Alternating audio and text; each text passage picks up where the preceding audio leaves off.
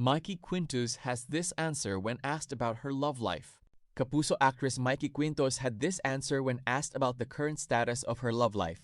More than a year after her breakup with actor Paul Salas, the actress has found a new love interest.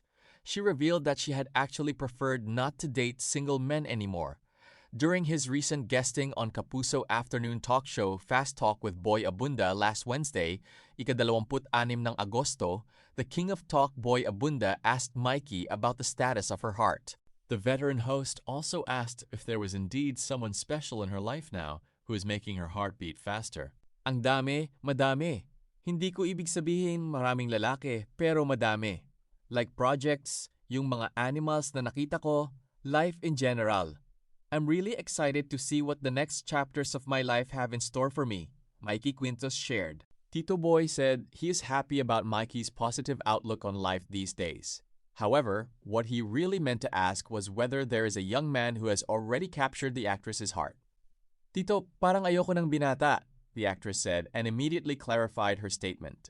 Ito lang, one thing I'm sure of now. I came from a very public naman yung relationship.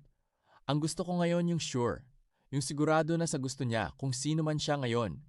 Kung sino man out there, I think that's what I'm looking for. Someone who's sure, Mikey explained.